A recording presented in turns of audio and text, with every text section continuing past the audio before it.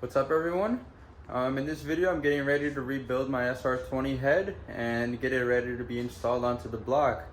If you guys have seen my videos before, getting my SR rebuilt, I had a problem with it where it spun the #1 rod bearing and pretty much locked up, so we just took it all apart and refreshed it all up.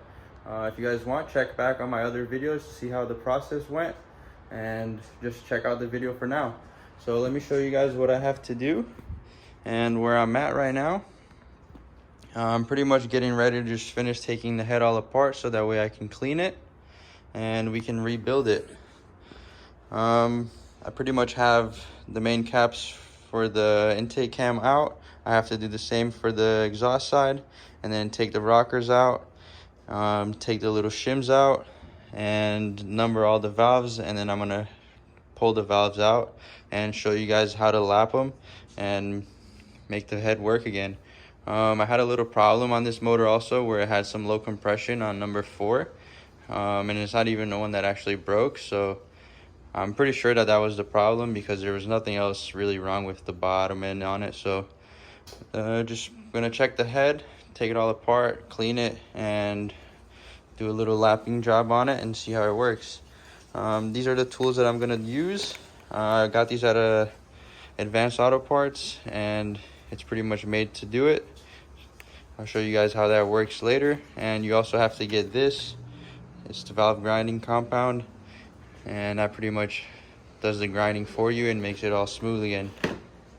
So let me get ready and take the head all apart, and I'll show you guys once we get to the valves and how I'm going to remove them, and then we'll move on to the next step, which is lapping them. So I'll show you guys the whole process. Just check it all out.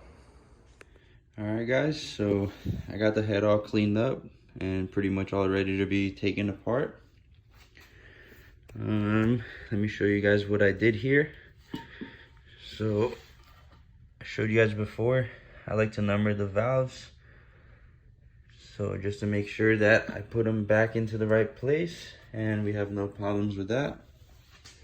Then this is how I'm gonna remove the valves. I don't have any special tools or anything like that. They sell them for it, but I just have a little getaway that I made and it works all right. So I have this socket here. I cut a little window out of it. It fits perfectly on top of the valve.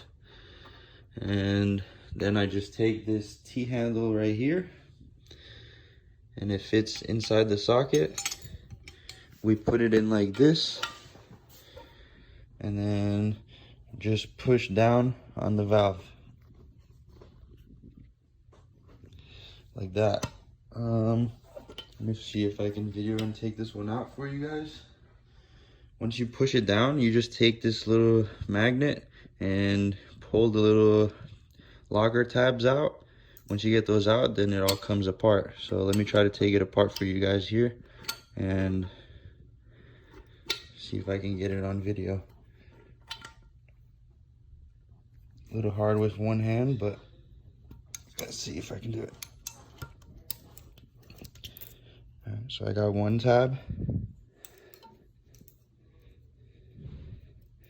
and then push back down, get the back one,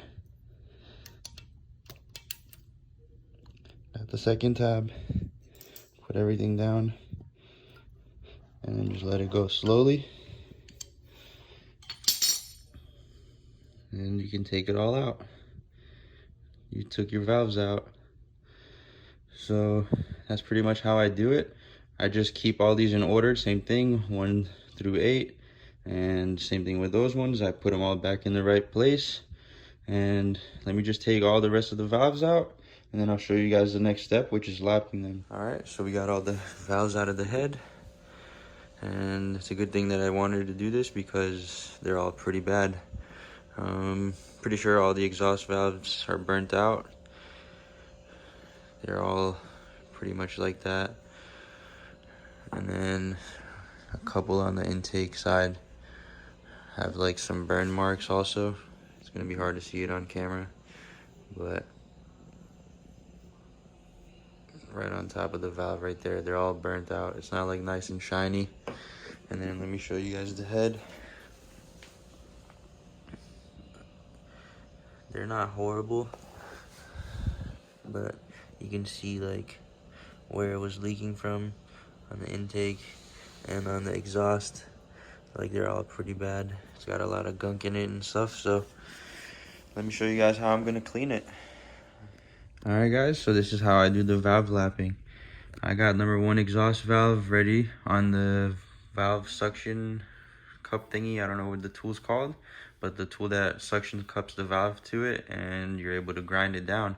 So I just take a little dab of oil and put it on the valve stem here. Make sure you're not scratching the seat or the seal of the valve in the stem. And then we take a little bit of the valve grinding compound and we gotta put it on the valve seat.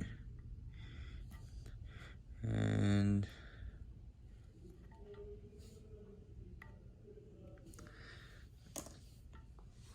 slide that in there like that.